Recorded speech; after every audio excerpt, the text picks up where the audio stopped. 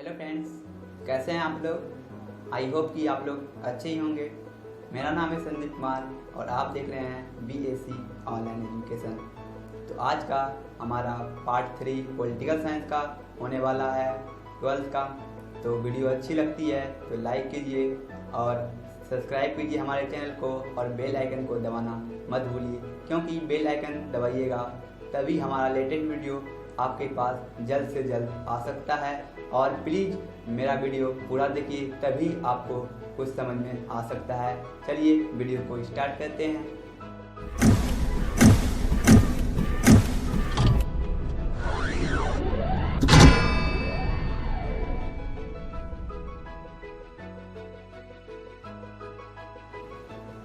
ये रहा आज के वीडियो का हमारा क्वेश्चन, और ये क्वेश्चन जो है लघु उत्तरीय प्रश्न में आता है और ये प्रश्न प्रत्येक बोर्ड एग्जाम में आता ही आता है।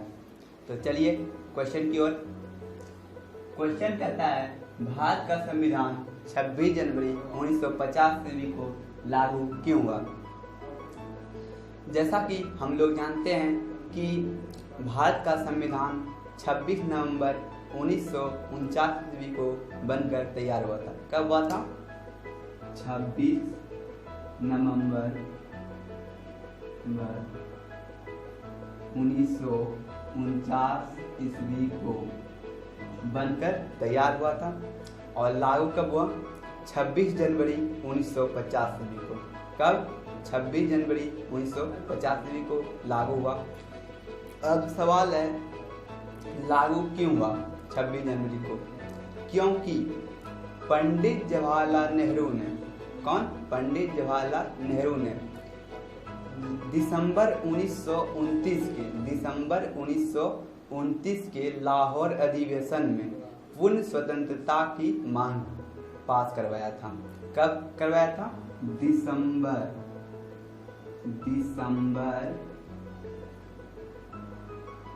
1929 के लाहौर अधिवेशन में, लाहौर अधिवेशन में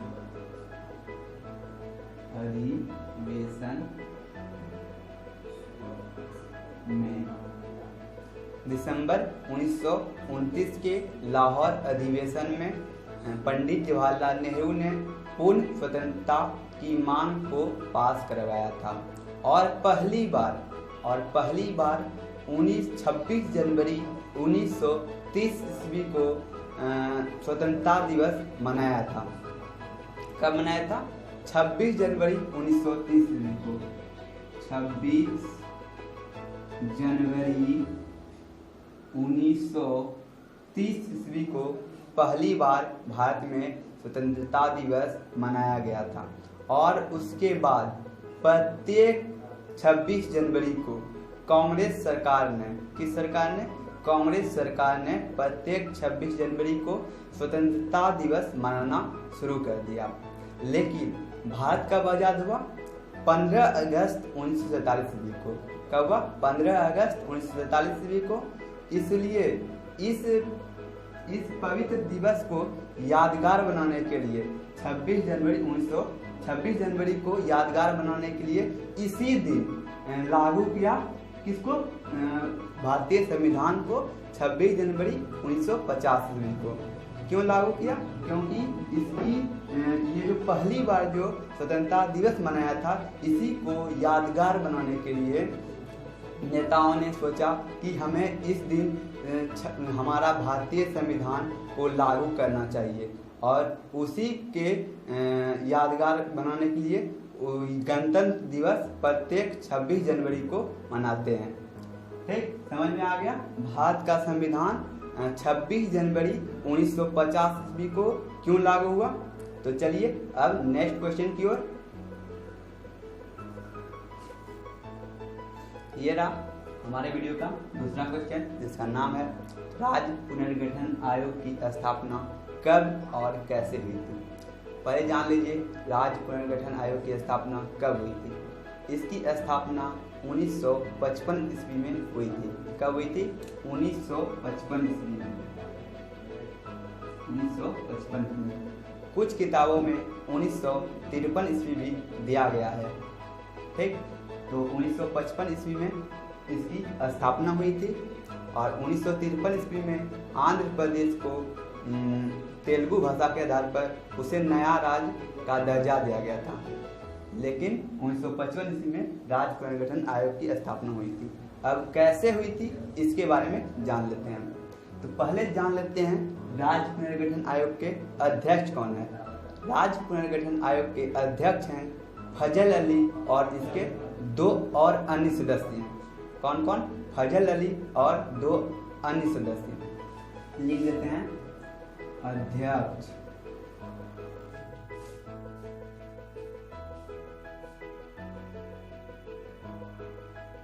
फजल अली और 2 अन्य सदस्य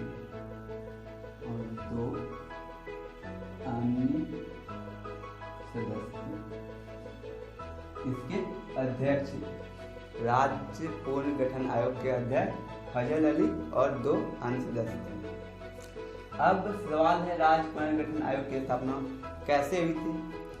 तो आंध्र प्रदेश ने तेलुगु भाषा के आधार पर, किस भाषा के आधार पर? तेलुगु भाषा के आधार पर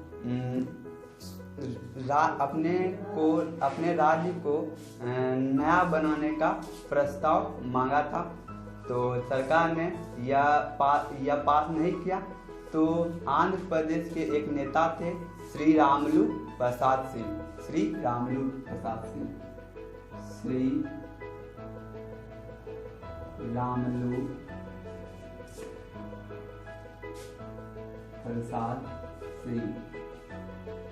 इन्होंने आमरण अनशन कर दिया, इन्होंने अनाज त्याग दिया, खाना पीना छोड़ दिया और कुछ दिनों के बाद इनकी मृत्यु हो गई। तब नेताओं में भ्रष्टाचार शुरू हो गया। तब जाकर के सरकार ने आंध्र प्रदेश को अलग राज्य का दर्जा दिया। कब? 1953 ईस्वी में।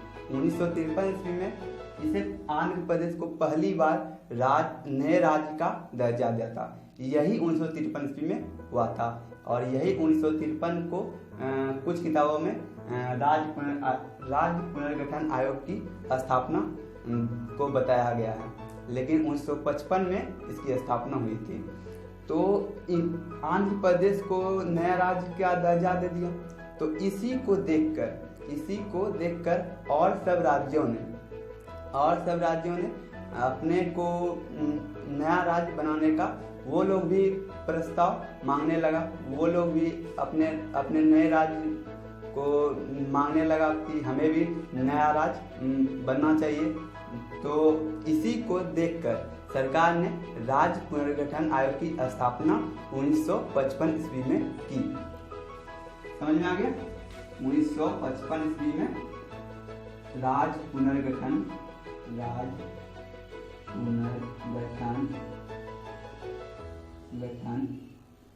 आयोग की स्थापना किया। समझ में आ गया? अब ये रहा क्वेश्चन, कश्मीर समस्या पर निबंध लिखें। ठीक, क्या है? कश्मीर समस्या पर निबंध लिखें। क्या हमारा क्वेश्चन है। यह लघु उत्तरीय प्रश्न है, इसे डील करते हैं। 15 अगस्त 1947 ईस्वी को भारत आज़ाद हुआ था।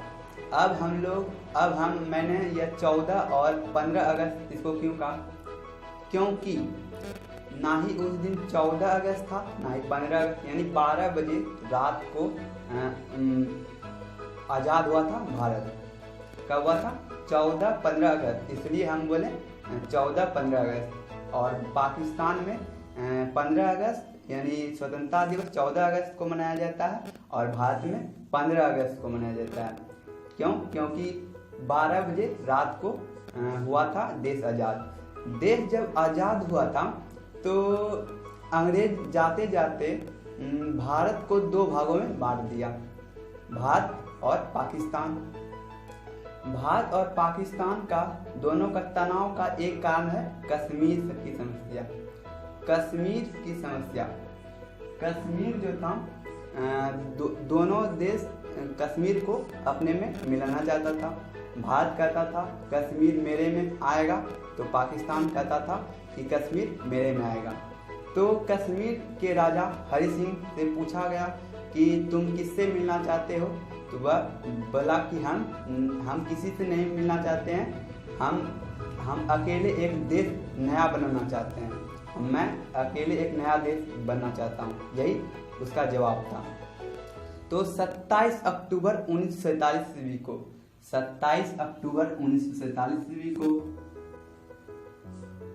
अक्टूबर 1947 ईस्वी को पाकिस्तान ने कश्मीर पर हमला कर दिया। तो वहां के राजा क्या नाम बताएं? हरि सिंह। हरि सिंह कश्मीर के राजा कौन थे? हरि सिंह। वह भागकर भारत आया और भारत से शरण मांगा। तो भारत उसे मानवता के आधार पर शरण दिया और 27 अक्टूबर कब 22 अक्टूबर को पाकिस्तान ने कश्मीर पर हमला किया था और ये हरि सिंह भारत आ गया। मानवता के आधार पर भारत हरि सिंह को शरण दिया और 27 अक्टूबर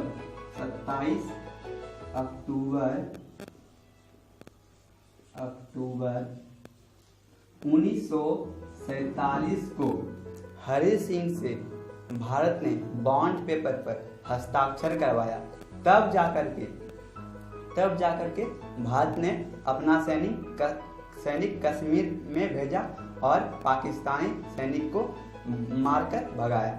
तो उसी समय से भारत और पाकिस्तान का विवाद का कारण क्या है? कश्मीर की समस्या। ठीक, यह समझ में आ गया कश्मीर की समस्या। तो चलिए अब नेक्स्ट वीडियो में हम लोग मिलते हैं। आज के लिए इतना ही।